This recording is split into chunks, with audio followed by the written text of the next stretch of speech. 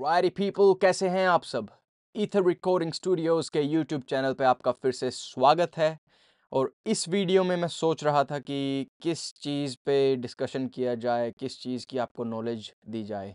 और काफ़ी सारे ऑप्शंस थे, EQ से लेके कंप्रेशन से लेके बहुत सारी चीज़ें जो हम कवर कर सकते हैं। लेकिन एक चीज़ जो बहुत ज़्यादा इम्पोर्टेंट है हर स्टूडियो के लिए, हर मिक्सिंग स्टूडियो के लिए, हर ऑडियो इंजीनियर के लिए, हर होम स्टूडियो के लिए, हर सिंगर सॉन्ग राइटर के लिए, अगर वो चीज़ आप परफेक्ट तरीके से अचीव नहीं कर पाते हो तो आपका मिक्सिंग मास्टरिंग हमेशा लैक रहेगी या फिर उसमें बहुत ज़्यादा टाइम लगेगा। और वो चीज़ है आपके रूम के अकूस्टिक्स। आपको मैं दुनिया भर का ज्ञान दे दूँ ऑडियो से रिलेटेड कि एक सॉन्ग को मिक्स कैसे करते हैं, उसका EQ कैसे होना चाहिए, उसको ब्लेंड कैसे करते हैं एंड ऑल दैट। लेकिन जब तक आपका रूम आपको ओरिजिनल साउंड प्रोवाइड नहीं कर रहा है, तब तक आपका वो सारा ज्ञान दुनिया भर का धरा रह जाएगा, वो किसी काम का नहीं है। अब ओरिजिनल साउंड की जब हम बात करते हैं तो उससे मेरा क्या मतलब है ओरिजिनल साउंड से। ओरिजिनल साउंड लेट्स से कि आपके म्यूज़िक सॉफ्टवेयर के अंदर आपके पास कोई सैंपल है या कोई रिकॉर्डिंग है जो आपके मॉनिटर्स प्ले कर रहे हैं, आपको सुना रहे हैं। तो एक साउंड तो होती है जो मॉनिटर्स से डायरेक्ट आपके कान तक पहुंचती है, और बहुत सारी ऐसी साउंड्स होती हैं जो मॉनिटर से निकल के आपके सराउंडिंग में जो ऑब्जेक्ट्स हैं उनसे टकराएंगी और फिर वापस आपके कान तक पहुंचेंगी।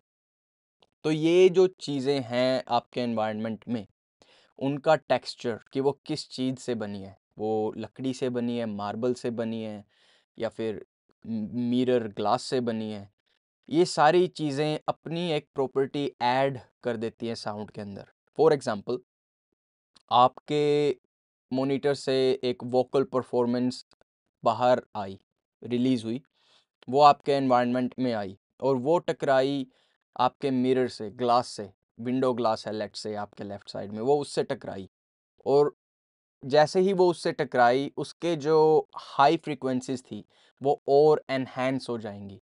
और जो रिफ्लेक्शन के बाद जो वापस आपके ईयर में जो साउंड आएगी, तो उसकी जो फ्रीक्वेंसी होगी वो ओरिजिनल साउंड के कंपैरिजन में काफ़ी ज़्यादा हाई फ्रीक्वेंसीज़ बूस्ट होंगी उसकी। तो आपको सुन के ये लगेगा कि वोकल जो परफॉर्मेंस है वो काफ़ी ज़्यादा ब्राइट है, काफ़ी ज़्यादा शार्प है। तो आप क्या करोगे, आप EQ में जाओगे और आप उसकी हाई फ्रीक्वेंसीज़ को कम कर दोगे। उससे क्या होगा, आपके इस एनवायरनमेंट, इस रूम के अंदर आपके वोकल्स अच्छे साउंड करेंगे, क्योंकि आपने जो हार्श फ्रीक्वेंसीज़ थी उनको रिड्यूस कर दिया है। ये सोच के कि इन वोकल परफॉर्मेंस के अंदर ज़्यादा हाई फ्रीक्वेंसीज़ है। इन रियलिटी वो वोकल के अंदर नहीं थी, वो आपके एनवायरनमेंट के अंदर थी उस ग्लास की वजह से।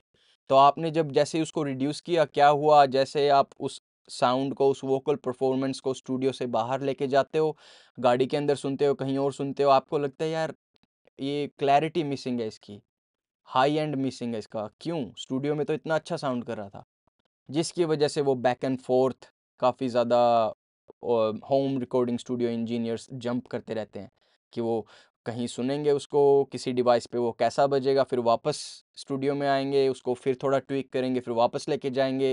हालांकि ये अच्छी प्रोसेस है, लर्निंग प्रोसेस है, लेकिन काफ़ी ज़्यादा टाइम कंज्यूमिंग है और एंड में आपके रिज़ल्ट इतने परफेक्ट नहीं हो पाते। तो हम कुछ पॉइंट्स पे आज डिस्कशन करेंगे कि आप अपने रूम को बेटर कैसे बना सकते हो। अगर आपके पास बजट नहीं है अकूस्टिक पैनल्स खरीदने का, अकूस्टिक ट्रीटमेंट करवाने का, तो आपके क्या ऑप्शंस हैं, आप क्या कर सकते हो अपनी साउंड बेटर करने के लिए बगैर अकूस्टिक ट्रीटमेंट के। अगर आपके पास पैसे हैं तो आपको किस तरह के पैनल्स बनाने चाहिए और उनकी प्लेसमेंट क्या रहेगी, कहाँ-कहाँ पे आपको वो इंस्टॉल करने हैं अपने स्टूडियो के अंदर। उसके बाद हम बात करेंगे आपके मॉनिटर्स के ऊपर कि वो मॉनिटर्स का लेवल क्या होना चाहिए, उनकी आउटपुट लेवल क्या होनी चाहिए, उनकी हाइट कितनी होनी चाहिए, वो कितने नज़दीक होने चाहिए, कितने दूर होने चाहिए, स्टूडियो के अंदर कहाँ पे आपको प्लेस करना है अपना डेस्क। और उससे भी पहले, सबसे पहले एक्चुअली हम जो बात करेंगे वो ये करेंगे कि आपको रूम कैसा चूज़ करना है। अगर आप अभी स्टूडियो बना रहे हो या बनाने वाले हो, तो आपको किन चीज़ों का ध्यान में रखना है, किस तरह का रूम आपको चूज़ करना है। लेकिन अगर आपके पास ऑलरेडी एक रूम है, ऑलरेडी आपके पास स्टूडियो है, उसमें आपको मैं बताऊँगा कि बेटर प्लेसमेंट कहाँ पे हो सकती है आपके डेस्क की, ताकि आपको अच्छे आउटपुट रिज़ल्ट मिले, अच्छी ओरिजिनल नेचुरल साउंड आपके मॉनिटर्स आपको दे सके बगैर फ्रीक्वेंसी को मास्किंग किए हुए। ऑलराइट, तो चलो शुरू करते हैं। सबसे पहली चीज़ जो आपको ध्यान में रखनी है जब आप अपना रिकॉर्डिंग स्टूडियो सेटअप कर रहे हो, वो है रूम का साइज़ एंड शेप, कि किस तरह का रूम आपको चूज़ करना है। अगर आपके पास ऑप्शन है तो अपने घर में सबसे बड़ा जो रूम है वो चूज़ कीजिए। अगर वो एक रेक्टेंगुलर रूम है तो बेस्ट रहेगा आपके लिए, लेकिन अगर वो एक स्क्वायर रूम है लेकिन काफ़ी बड़ा है, वो भी काफ़ी अच्छा रहेगा as compare to square and small. जब भी आपका रूम स्क्वायर है और स्मॉल है, छोटा है, वहाँ पे आपको बहुत ज़्यादा इश्यू होने वाले हैं। वहाँ पे आपका थोड़ा पैसा भी ज़्यादा लगेगा अकॉस्टिक ट्रीटमेंट में, और शायद वो एंड में आप कंट्रोल इतना कर भी ना पाओ एज़ कंपेयर टू अगर आपका रूम बड़ा है। अब लोग सोचते हैं कि अगर बड़ा रूम होगा तो उसके अंदर रिवर्ब भी ज़्यादा होगी। बिल्कुल सही बात है आपकी, रिवर्ब ज़्यादा होगी, लेकिन उसको कंट्रोल करने के लिए हम उसमें अकॉस्टिक ट्रीटमेंट इंस्टॉल करेंगे। उसकी डिटेल में हम जाएँगे, लेकिन अभी फ़िलहाल रूम साइज़ एंड शेप्स की बात करते हैं। तो रेक्टेंगुलर एंड लार्ज, ये आपको ध्यान में रखना है अगर आपके पास ऑप्शन अवेलेबल है। और अगर आपके पास ऑप्शन अवेलेबल नहीं है और ऑलरेडी आपने एक रेक्टेंगुलर रूम में स्टूडियो सेटअप किया हुआ है, तो कोशिश कीजिएगा कि कम से कम अकूस्टिक ट्रीटमेंट यूज़ करें। अब कम से कम अकूस्टिक ट्रीटमेंट की जब मैं बात करता हूँ, वहाँ पे आपको क्वालिटी ऑफ ट्रीटमेंट अच्छी रखनी है, क्वांटिटी कम रखनी है। अब मैंने देखा है काफ़ी सारे लोग बहुत सारे फ़ोम पैनल्स लगा देते हैं, फ़ोम, जो गद्दों की फ़ोम होती है, या फिर वो जो एग ट्रे टाइप की जो फ़ोम आती है, वो सारे स्टूडियो में हर तरफ लगा देंगे वो। उससे क्या होता है, जो आपकी हाई फ्रीक्वेंसीज़ हैं, वो तो पैनल्स अब्ज़ॉर्ब कर लेंगे, लेकिन जैसे ही बेस और पावरफुल फ्रीक्वेंसीज़ जैसे ही जाएँगी, मिड फ्रीक्वेंसीज़ भी, जैसे ही उनको स्ट्राइक करेंगी, उनकी थिकनेस, उनकी डेंसिटी इतनी ज़्यादा नहीं होती कि वो उस बेस फ्रीक्वेंसी को कंट्रोल कर पाए। तो उस बेस फ्रीक्वेंसी को कंट्रोल करने के लिए आपको रॉक वूल फाइबर ग्लास एक मटेरियल आता है, उसके पैनल्स यूज़ करने हैं, और उस पैनल की थिकनेस वो डिपेंड करेगी आपके रूम के साइज़ के ऊपर। तो छोटे बड़े रूम के अपने फ़ायदे और नुकसान होते हैं। अगर आपका रूम बड़ा है तो उसमें ज़्यादा अकॉस्टिक ट्रीटमेंट लगेगा उसको कवर करने के लिए as compare to smaller room, क्योंकि उसकी डायमेंशंस कम है, आपको पैसे बचेंगे as compare to larger rooms. लेकिन आपकी जो ऑडियो क्वालिटी है वो लार्ज रेक्टेंगुलर रूम में बेस्ट रहेगी आउट ऑफ ऑल। तो ये थी रूम सिलेक्शन की बात जब आप स्टूडियो सेटअप कर रहे हैं। अब बात आ जाती है आपकी डेस्क प्लेसमेंट की, कि आपने रूम सिलेक्ट कर लिया कि ओके, ये रेक्टेंगुलर रूम है, मेरे घर में सबसे बड़ा ये है, या फिर ये स्क्वायर रूम है, मेरे घर में सबसे बड़ा ये है, तो ये मैं यूज़ कर सकता हूँ मेरे स्टूडियो के लिए। तो अब आगे क्या करूँ? अब नेक्स्ट स्टेप आ जाता है आपको डेस्क प्लेसमेंट, कि आपको डेस्क कहाँ पे प्लेस करना है। आप कहीं भी डेस्क प्लेस नहीं कर सकते कि आपका दिल किया आपने उस कोने में डाल दिया, दिल किया आपने सेंटर में रख लिया, ऐसा नहीं होना चाहिए। आपको डेस्क प्लेस करने का एक रूल होता है जो ऑडियो इंजीनियर्स हम लोग फॉलो करते हैं, और इस रूल को जब भी आप फॉलो करोगे तो आपको रूम के अंदर कम से कम रिफ्लेक्शंस मिलेंगी इस पॉइंट पे। और वो पॉइंट क्या है, चलो मैं आपको बताता हूँ। राइट, सपोज़ कीजिए कि ये मेरा एक रेक्टेंगुलर रूम है ऑडियो स्टूडियो बनाने के लिए, और इसमें मुझे चूज़ करना है कि डेस्क की प्लेसमेंट कहाँ पे होनी चाहिए। उसके लिए जो एक रूल आप फॉलो कर सकते हो उसको बोलते हैं 30% रूल। तो आपको क्या करना है, आपके रूम की जो फुल लेंथ है उसका 30% एरिया आपको निकालना है, जहाँ से ऊपर ऊपर आपको डेस्क की प्लेसमेंट रखनी है। फॉर एग्ज़ाम्पल लेट्स से कि ये 10 फीट की लेंथ है इस रूम की, और इसकी विड्थ है लेट्स से कि 6 फीट। तो 10 फीट का 30% क्या होगा? 3 फीट। तो आपके पास 3 फीट का एरिया है जहाँ पे आप अपना डेस्क प्लेस कर सकते हो। अब इसमें 3 फीट का एरिया क्यों और इसके क्या बेनिफिट हैं? नंबर 1 तो ये कि जब आप आपकी लिसनिंग पोजीशन 30% के अंदर रखते हो रूम के, तो आप अपने पीछे काफ़ी ज़्यादा स्पेस अलाउ करते हो साउंड को ट्रैवल करने का।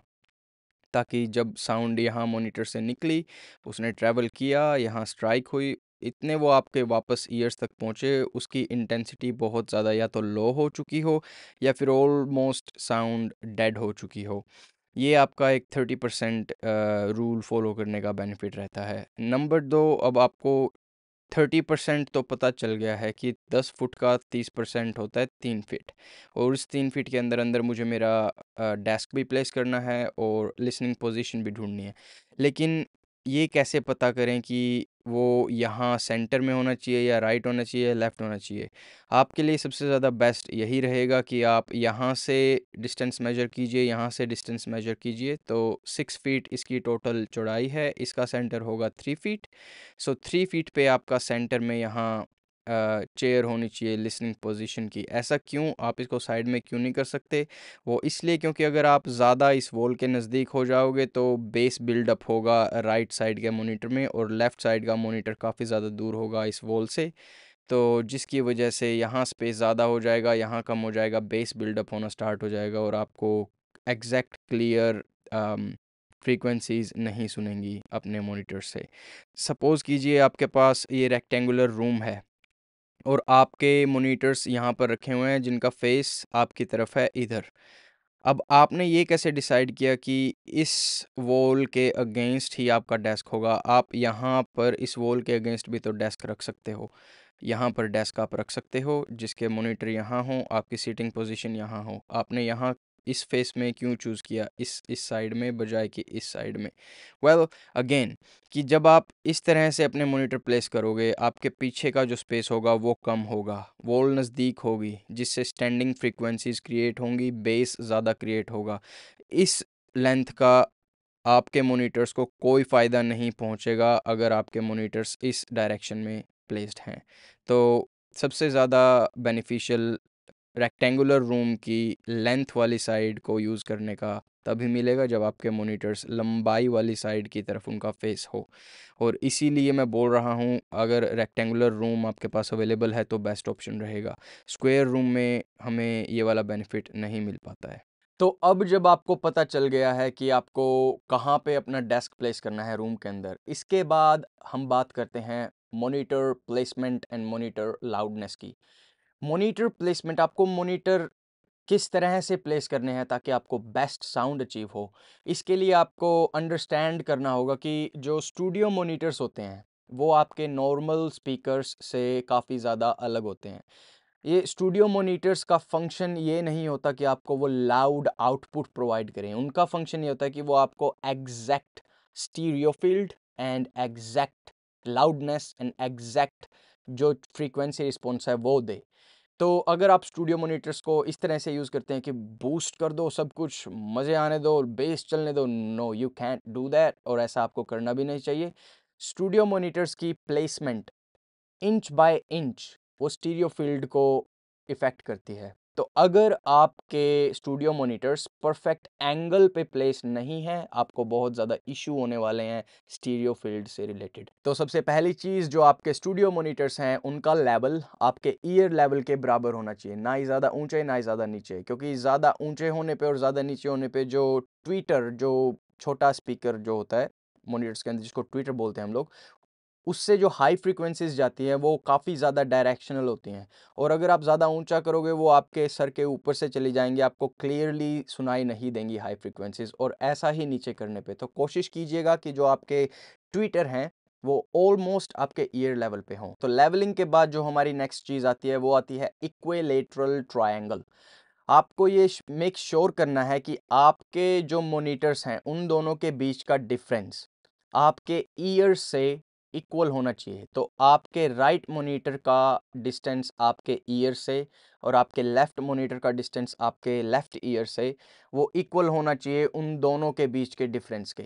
तो तीनों डिफरेंस इक्वल होने चाहिए, आपके दोनों मॉनिटर्स के बीच का डिफरेंस और उन दोनों मॉनिटर्स के आपके दोनों कानों से जो डिस्टेंस है वो इक्वल होना चाहिए आपको बेस्ट साउंड अचीव करने के लिए। तो जो थर्ड चीज़ है वो है आपके स्टूडियो मॉनिटर्स का एंगल। वो लिसनर की पोजीशन से 30 डिग्रीज़ के एंगल पे होने चाहिए। वो 90 डिग्रीज़ पे कभी भी नहीं होने चाहिए, क्योंकि अगर वो 90 डिग्रीज़ पे हैं, आपको स्टीरियो फील्ड का कोई एहसास नहीं होगा।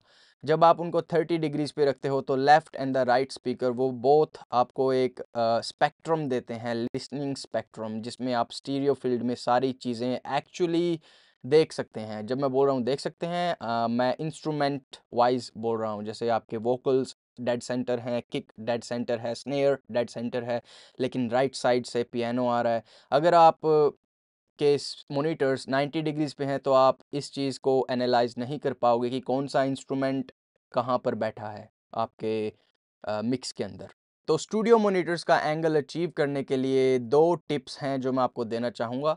आपको पहले तो अपनी लिसनिंग पोजीशन में बैठना होगा। जो इक्विलेटरल ट्रायंगल हमने बनाया था, जो 30% रूल हमने फॉलो किया था रूम का, वहाँ पर आपको लिसनिंग पोजीशन में बैठना है। और उसके बाद आपको एक शीशा अपने मॉनिटर के फ्रंट पे लगाना है, और जैसे ही आप वो मॉनिटर को मूव करोगे शीशे के साथ ऑफ कोर्स, तो जब आपको अपना फेस उस मिरर में दिखाई देना शुरू हो, आप वहाँ रुक जाइए। और यही चीज़ आपको दूसरे मॉनिटर के साथ करनी है, और इस चीज़ को तब तक करते रहिए जब तक आपको दोनों मॉनिटर्स में अपना फेस इक्वल ना दिखाई दे। दोनों शीशों के अंदर आपको इक्वल फेस दिखाई देना चाहिए, पूरा फेस दिखाई देना चाहिए।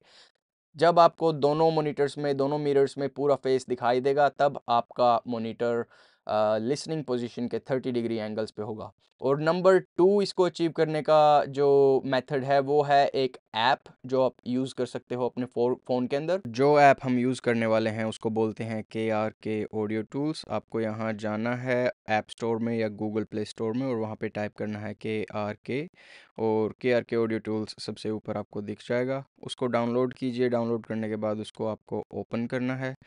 ओपन करने के बाद वो आपसे परमिशन मांगेगा कि आप अपना माइक्रोफोन ऐप को अलाउ करते हो यूज़ करने के लिए या नहीं। उसको अलाउ कर दीजिए, ओके कर दीजिए। यहाँ 3 डॉट्स पे टैप करेंगे, आपको यहाँ थर्ड ऑप्शन दिख जाएगा मॉनिटर अलाइन के नाम से।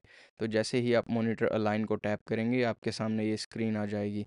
इसके लिए आपको क्या करना है, आपको सबसे पहले तो अपने मॉनिटर्स को 90 डिग्री एंगल पे करना है। 90 डिग्री स्ट्रेट आपको उनको मूव करना है। कोई उनमें एंगल नहीं होना चाहिए। अपने हिसाब से आपको जो बेस्ट लगता है कि आपके मॉनिटर्स 90 डिग्री पे जो आप बेस्ट प्लेस कर सकते हो, आप उनको प्लेस कीजिए। वो प्लेस करने के बाद अपना फ़ोन अपने मॉनिटर के टॉप पर आप बिल्कुल स्ट्रेट करके रखिएगा, और स्ट्रेट करके रखने पर जैसे ही आप लेफ़्ट मॉनिटर पे टैप करेंगे, और लेफ़्ट मॉनिटर पे टैप करने के बाद जैसे ही आप अपना मॉनिटर का मूवमेंट करना स्टार्ट करेंगे एंगल में, एक एंगल पे, ये फ़ोन आपको एक एंगल दिखाना शुरू करेगा। और जैसे ही आप 30 डिग्री एंगल रीच करोगे, आप उसको टैप कर दीजिए, और वहाँ पर वो आपका मॉनिटर 30 डिग्री पे लॉक हो जाएगा। यही सेम चीज़ आपको राइट मॉनिटर पे अप्लाई करनी है। अपना राइट मॉनिटर 90 डिग्री एंगल पर पहले सेट कीजिएगा। उसके बाद अपना फ़ोन अपने मॉनिटर के ऊपर बिल्कुल स्ट्रेट अलाइन करके रखिए। दोबारा से राइट मॉनिटर पे टैप कीजिए, और राइट मॉनिटर पे टैप करने के बाद जैसे ही आप अपना मॉनिटर मूव करना शुरू करेंगे, ये आपको 30 डिग्री एंगल दिखाएगा। जैसे ही आप रीच करते हैं, आप उसको टैप करके अपने दोनों मॉनिटर्स को 30 डिग्री एंगल्स पर अलाइन कर सकते हैं। फ़ोन के साथ वो 30 डिग्री एंगल अचीव करने के बाद मैं फ़ाइन ट्यूनिंग मॉनिटर्स की अलाइनमेंट सेकंड मेथड से करता हूँ, और वो सेकंड मेथड में आपको एक मिरर की ज़रूरत पड़ेगी। इस वीडियो के पर्पज़ के लिए मैं ये छोटा मिरर यूज़ कर रहा हूँ, लेकिन आपको मैं सजेस्ट करूँगा कि आप एक थोड़ा सा बड़ा मिरर यूज़ कीजिए। इसको अचीव करने के लिए आपको अपना मिरर मॉनिटर के सामने प्लेस करना होगा, बिल्कुल फ्रंट पे। और वो प्लेस करने के बाद आपको अपनी लिसनिंग पोजीशन में अच्छे से बैठना होगा, बिल्कुल जहां आपकी चेयर लिसनिंग पोजीशन में होगी मिक्सिंग के टाइम। और उस पोजीशन में बैठने के बाद आपको देखना है कि क्या आप उस मिरर के अंदर अपना फेस देख पा रहे हो, अपना ईयर देख पा रहे हो राइट साइड वाला। अगर हाँ, तो उसको वहीं रहने दीजिएगा, और उठा के फिर वो मिरर आप दूसरे मॉनिटर पे रखिएगा। और दूसरे मॉनिटर पर जैसे ही आप रखेंगे, तो दूसरे मॉनिटर में भी आपको ये चेक करना है कि क्या आप अपना फेस इक्वली उसमें भी देख पा रहे हो जितना आप उस मॉनिटर में देख पा रहे थे राइट साइड वाले में। अगर आपको लगता है कि कुछ गड़बड़ है या कुछ कम ज़्यादा दिख रहा है आपका फेस, तो थोड़ा बहुत आप मॉनिटर को हल्का फुल्का हिला सकते हैं। बाकी आपको ज़्यादा कोई दिक्कत आनी नहीं चाहिए, क्योंकि आपने ऑलरेडी 30 डिग्रीज़ फ़ोन से यूज़ करके अपना एंगल ढूंढ लिया था। और फाइन ट्यूनिंग के लिए एटलीस्ट 2 बार इसको चेक कीजिएगा कि 2 बार आपका फेस इक्वली मिरर में दिखाई दे रहा है या नहीं।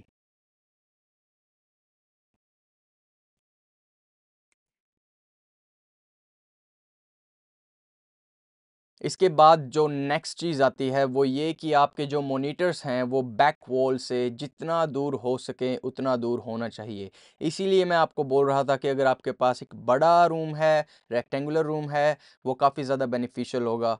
क्यों? क्योंकि जब आपके मॉनिटर्स वॉल के नज़दीक होते हैं, बैक वॉल के नज़दीक होते हैं, आपको बेस फ्रीक्वेंसीज़ के अंदर एक बहुत ज़्यादा बूस्ट सुनाई देता है, क्योंकि वो रिफ्लेक्ट होके पावरफुल वेव्स, एनर्जी, फ्रीक्वेंसीज आपको वापस स्ट्राइक करती है। लेकिन अगर आपका डिस्टेंस ज़्यादा है मॉनिटर से लेके बैक वॉल का और आपका रेक्टेंगुलर रूम है, तो आपको वो जो एनर्जी, फ्रीक्वेंसी रिफ्लेक्ट होके आएंगे वो काफ़ी ज़्यादा कम सुनाई देगी, क्योंकि साउंड के पास एक ट्रैवल करने का स्पेस होगा, एक रूम होगा, और वापस आते आते वो साउंड की रिफ्लेक्शंस जो हैं वो डेड हो जाएंगी। हमारा नेक्स्ट पॉइंट जो आता है वो है लाउडनेस। आपके मॉनिटर्स का लाउडनेस लेवल कितना होना चाहिए जब आप मिक्सिंग मास्टरिंग कर रहे हो।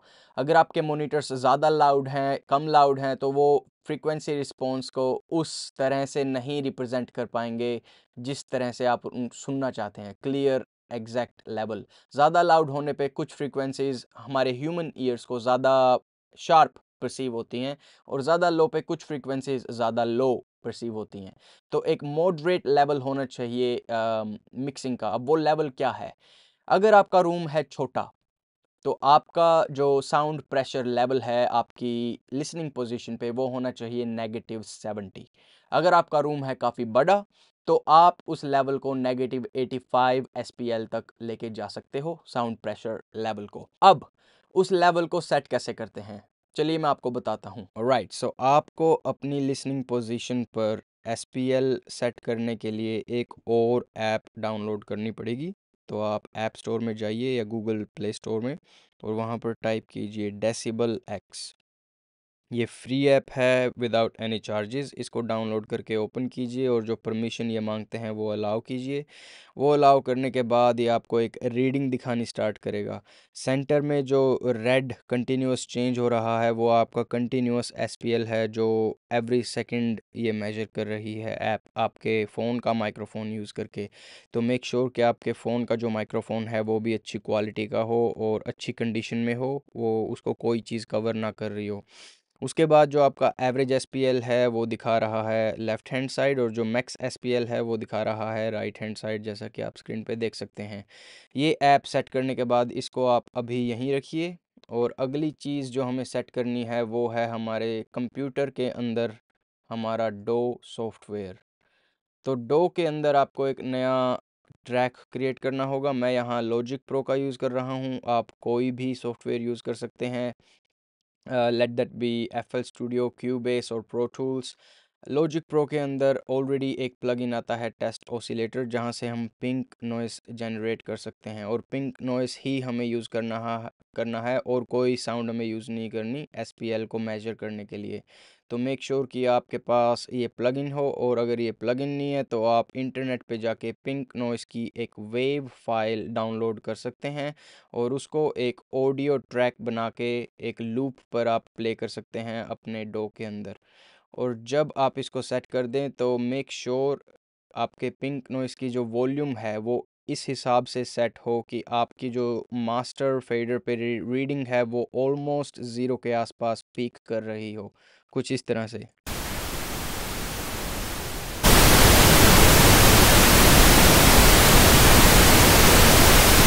जैसा कि आप देख सकते हैं ये ऑलमोस्ट ज़ीरो के आसपास है, और कहीं कहीं ये शायद ज़ीरो से ज़्यादा भी हो जाए, दिखने का दिक्कत। आपको इन चीज़ों का ध्यान रखना होगा कि ये एक स्टीरियो फाइल है और आपका जो मास्टर फेडर है वो एटलीस्ट 0 के आसपास पीक कर रहा हो पिंक नॉइस के साथ। ऑलराइट, तो जब आपका डो सेट हो गया है, इसके बाद हम बात करते हैं एक्चुअल एसपीएल सेटिंग की। एसपीएल को सेट करने के दो तरीके होते हैं, लेकिन दोनों तरीकों में एक चीज़ कॉमन रहेगी, वो है आपका फ़ोन और डेसिबल एक्स ऐप। आपको क्या करना है, या तो आप किसी फ्रेंड को बोलिए या फिर एक ट्राइपॉड का यूज़ करके अपने फ़ोन को उस लेवल पर सेट कीजिए अपनी लिसनिंग पोजीशन में जहां तक आपके कान पहुंचते हैं। तो दोनों मॉनिटर्स के बिल्कुल सेंटर में, जहां पर आप बैठोगे, जहां पर बैठकर मिक्स करोगे, काम करोगे, उस जगह पे आपका फ़ोन होना चाहिए जहाँ पर आपके कान एक्चुअल में होते हैं। ट्राइपॉड के साथ आप अपना फ़ोन वहाँ स्टेबली स्टैंड कीजिए और उसके बाद आपको दोनों मॉनिटर्स के पीछे जो वॉल्यूम का नॉब होता है उसको ज़ीरो पे लेके जाना है, बिल्कुल डेड करना है, कोई आवाज़ नहीं आनी चाहिए आपके मॉनिटर्स के अंदर से। दोनों मॉनिटर्स का एक एक बार करके, दोनों मॉनिटर्स का जो पीछे वॉल्यूम का नॉब है उसको ज़ीरो पे लेके जाइए। उसके बाद जो आपका ऑडियो इंटरफेस है उसका जो वॉल्यूम का नॉब है उसको भी बिल्कुल ज़ीरो पे लेके जाइए।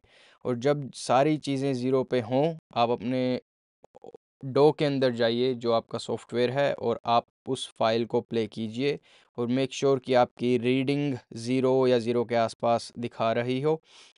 लेकिन फिर भी आपको कुछ सुनाई नहीं देगा क्योंकि आपके जो मॉनिटर्स हैं उनकी साउंड और जो आपका ऑडियो इंटरफेस है उसकी साउंड, दोनों की साउंड ज़ीरो है।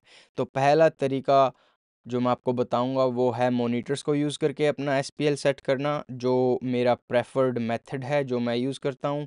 इसके डाउन साइड ये है कि आपके जो मॉनिटर्स हैं उनकी वॉल्यूम एक लेवल से ज़्यादा आउटपुट नहीं दिखाती है। कभी भी आप चाहो तभी भी आप उसको उससे ज़्यादा लाउड नहीं कर पाओगे क्योंकि आपका जो वॉल्यूम का नॉब है मॉनिटर्स के पीछे वो एक लिमिटेड लेवल तक ही हम टर्न ऑन करेंगे।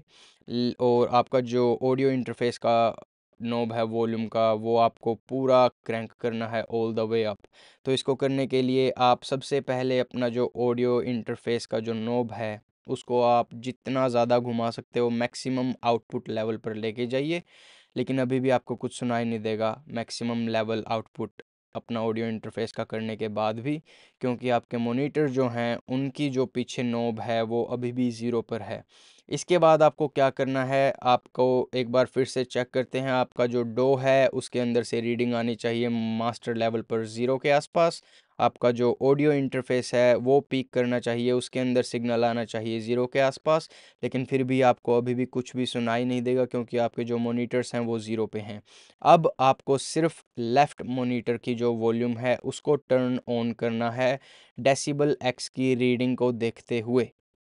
तो आपको अपना ध्यान अपने फ़ोन पर रखना है और जैसे ही आपके फ़ोन की रीडिंग 70 एवरेज दिखाना शुरू कर दे, उस लेवल पर जाकर आपको अपने मॉनिटर की वॉल्यूम को सेट करना है, उससे ज़्यादा वॉल्यूम नहीं करनी है। तो धीरे धीरे अपने मॉनिटर का जो वॉल्यूम का नॉब है उसको टर्न कीजिए, उसको बढ़ाइए, और जब आपके फ़ोन की रीडिंग एवरेज 70 आए सिर्फ लेफ़्ट मॉनिटर का यूज़ करके, वो आपकी लेफ़्ट मॉनिटर की वॉल्यूम लेवल का नॉब होगा, उससे ज़्यादा वॉल्यूम नहीं करनी है, उस नॉब को वहीं छोड़ दीजिए।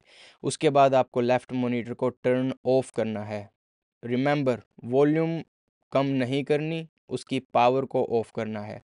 उसकी पावर को ऑफ करने के बाद फ़ोन वहीं रहेगा, आपके डो के अंदर से सिग्नल वही रहेगा, ऑडियो इंटरफेस की जो लेवल है वो उतनी ही रहेगी। लेकिन अब आपको जाना है राइट मॉनिटर की साइड, और राइट मॉनिटर का वॉल्यूम भी आपको धीरे धीरे नॉब को यूज़ करके, मॉनिटर के पीछे का जो नॉब है उसको यूज़ करके बढ़ाना है धीरे धीरे। रीडिंग को साथ साथ देखते रहिए डेसिबल एक्स में, और जब दोबारा से वो रीडिंग 70 एवरेज दिखाए, उस पॉइंट को आप मार्क कर लीजिए अपने मॉनिटर पे पीछे, और वॉल्यूम उससे ज़्यादा नहीं करनी है आपको दोबारा से। अब आप राइट मॉनिटर को ऑन रहने दीजिए और जाकर लेफ़्ट मॉनिटर को भी ऑन कीजिए। जब दोनों मॉनिटर आपके ऑन होंगे तो शायद आपका 75 एसपीएल के आसपास आपका लेवल होगा, और अगर वो 75 है और आप एक छोटे रूम के अंदर हैं तो वो एक प्योर और बेटर लेवल होता है मिक्सिंग मास्टरिंग के लिए, जिस लेवल पर आपको अपने रूम की जो रिफ्लेक्शंस हैं वो कम से कम सुनाई देगी या फिर सुनाई ही नहीं देगी। तो अगर आपके पास अकूस्टिक ट्रीटमेंट के पैसे नहीं हैं फ़िलहाल, तो आप ये मेथड यूज़ कर सकते हैं। इस एसपीएल पर आप अपनी मिक्सिंग मास्टरिंग कर सकते हैं, तो आपको एक कुछ ना कुछ clear original natural sound produce होगी आपके मॉनिटर से। ये था पहला मेथड। दूसरे मेथड में आपको सारी चीज़ें सेम करनी है, लेकिन इस बार आपको अपने जो मॉनिटर्स की वॉल्यूम है उसको यूनिटी पे लेके जाना है। पहले आपको जो आपके मॉनिटर्स की वॉल्यूम है उसको ज़ीरो पे लेके जाना है, पीछे वाला नॉब यूज़ करके दोनों मॉनिटर्स का, और आपका जो ऑडियो इंटरफेस है उसको आपको बिल्कुल ज़ीरो टर्न करना है, और आपका फ़ोन वहीं रहेगा। और धीरे धीरे आप अपने ऑडियो इंटरफेस के नॉब को यूज़ करके उसको धीरे धीरे वॉल्यूम बढ़ाएंगे, और जब आपका फ़ोन 75 एसपीएल रीडिंग शो करना स्टार्ट कर दे, वो आपका लिसनिंग एसपीएल पॉइंट होगा इस पोजीशन के लिए। तो मेक श्योर कि आप इन सारे स्टेप्स को अच्छे से फॉलो करें, और अगर कहीं कन्फ्यूजन है तो वीडियो को रिपीट पर देखकर उसको क्लियर से अच्छे से अप्लाई करें। और ये एक काफ़ी अच्छी टिप है अच्छा मिक्स और मास्टर इंजीनियर बनने की। इवन दो अगर आपका रूम अच्छे से ट्रीटेड नहीं है, आपके मॉनिटर्स वेल कैलिब्रेटेड होंगे जब आप ये मेथड फॉलो करेंगे। ऑलराइट, सो अब आपके पास एक रूम है, आपको अपनी पोजीशन पता है कि रूम के अंदर आपका डेस्क कहाँ होगा, आपके मॉनिटर्स अच्छे से प्लेस्ड हैं, आपको पता है कि मॉनिटर्स कहाँ पे प्लेस होंगे, किस एंगल पे प्लेस होंगे, कितने लेवल पे प्लेस होंगे। अब जो अगली चीज़ आती है हमारी रूम के अकूस्टिक्स को बेटर बनाने की, वो है रिफ्लेक्शंस। और रिफ्लेक्शंस को कैसे टैकल करें? सबसे पहली चीज़, आप अपने सराउंडिंग्स में देखो कि कौन सी वो चीज़ है जिससे आपको सबसे ज़्यादा रिफ्लेक्शंस अचीव हो रही हैं। अगर आपका रूम एम्प्टी है, उसके अंदर रिवर्ब कितनी है, कितनी ज़्यादा आपको गूंज उसके अंदर सुनाई दे रही है। वो गूंज तो पैनल से कंट्रोल हो जाएगी, लेकिन जो बाकी चीज़ें हैं, जैसे फॉर एग्जांपल मैं आपको एक एग्जांपल देता हूँ। अभी कल ही मैं मिक्स पे काम कर रहा था, और मेरे राइट साइड में बैक में एक अकूस्टिक गिटार रखा हुआ था, और जैसे ही मैं काम कर रहा हूँ एक गूंज सुनाई दे रही है मुझे 500 टू 700 हार्ट्ज के बीच में, कि वाव वाव वाव। और मैं कंफ्यूज हो रहा हूँ कि यार ये गूंज आ कहाँ से रही है, कोई भी इंस्ट्रूमेंट मतलब पहले नहीं आ रही थी, लेकिन आज अचानक से ये गूंज कहाँ से आ रही है। और जैसे ही मैंने मुड़ के देखा, वो गिटार वहाँ पर रखा हुआ था, जिससे साउंड रिफ्लेक्ट होके वापस मेरे कानों में आ रही थी और वो गूंज पैदा कर रही थी। और जैसे ही मैंने वो गिटार बैग के अंदर डाला और वो बैग को एक कोने में डाला, वो रिफ्लेक्शंस बंद हो गई और मिक्स दोबारा से क्लियर साउंड करना शुरू कर दिया।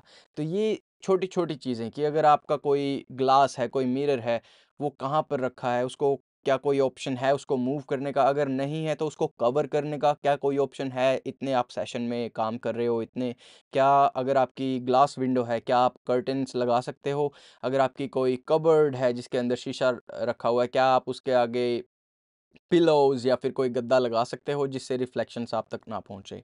ये तो थी थोड़ी थोड़ी माइन्यूट चीज़ें, और इसके अलावा आप जो चीज़ कर सकते हो वो ये कि अपने बैकग्राउंड में, जैसे मैंने एक काउच रखा हुआ है वहाँ पे, आप वहाँ काउच रखिए या फिर वहाँ पर चेयर्स रखिए, कुछ ऐसा जो साउंड को एब्जॉर्ब या डिफ्लेक्ट कर सके, डिफ्यूज़ कर सके। अगर ये काउच यहाँ नहीं होता तो दीवार से टकरा के सीधी लो फ्रीक्वेंसी वेव्स वापस मेरे कानों पे स्ट्राइक करती, और एक्सटेंडिंग वेव क्रिएट हो सकती थी यहाँ पे, जब दीवार से इस दीवार से उस दीवार तक वो हैवी फ्रीक्वेंसी ट्रैवल करती रहे, लो फ्रीक्वेंसी, और वो ख़त्म होने का नाम ही ना ले, जिसकी वजह से मेरे जो डिसीजंस थे ईक्यू के वो शायद और भी ज़्यादा मैसी हो जाते जो ऑलरेडी है। ऑलराइट, तो कुछ ऐसी चीज़ें रखिए जैसे काउच हो गया और चेयर होगी, ताकि जिससे साउंड एब्जॉर्ब या डिफ्यूज़ हो सके। ऑलराइट, तो आपने काउच रख दिया, आपने चेयर्स रख दी, अब साउंड जो ज़्यादा रिफ्लेक्ट हो रही थी, ज़्यादा रिवर्ब हो रही थी, वो कुछ कंट्रोल में आ गई है, लेकिन अभी भी आपका रूम काफ़ी ज़्यादा गूंज रहा है। उसको कंट्रोल करने के लिए आप पैनल्स लगा सकते हो। अगर आपका रूम छोटा है, स्क्वायर है जैसे मेरा, तो आपको काफ़ी ज़्यादा थिक पैनल यूज़ करने पड़ेंगे। वो पैनल आप खुद भी बना सकते हो या ख़रीद भी सकते हो। अगर पैसे हैं तो ख़रीदिए, काफ़ी ज़्यादा अच्छी क्वालिटी के पैनल्स मिल जाएंगे। अगर पैसे ज़्यादा नहीं हैं और बजट के अंदर काम करना पड़ रहा है, जैसे मेरे को करना था, मैंने मेरे पैनल्स खुद बनाए हैं, जो मेरे बैक में आप देख सकते हो। वो ब्लू वाला, वो वाइट वाला एंड ऑल दैट।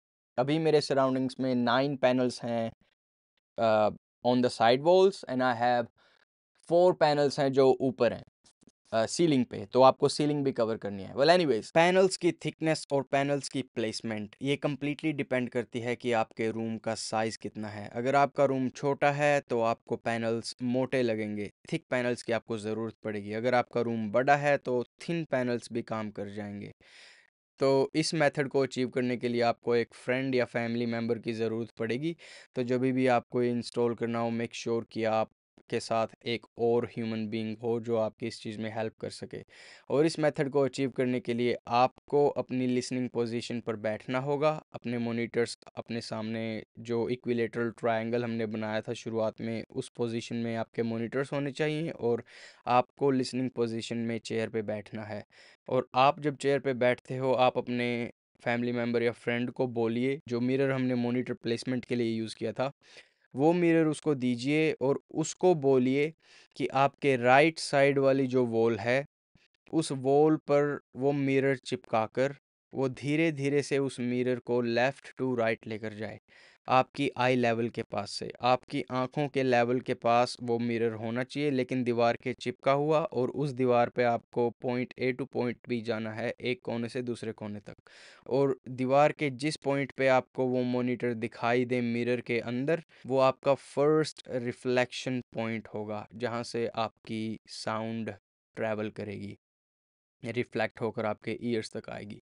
इसी तरह से सेम चीज़ आप अपनी लेफ़्ट वॉल के साथ भी कीजिए। सेम आप मिरर प्लेस कीजिए और मूव कीजिए, और जहाँ पर आपको मॉनिटर दिखाई दे मिरर के अंदर, वहाँ पर आप मार्क कीजिए और वहाँ पर अपना पैनल इंस्टॉल कीजिए सेकंड।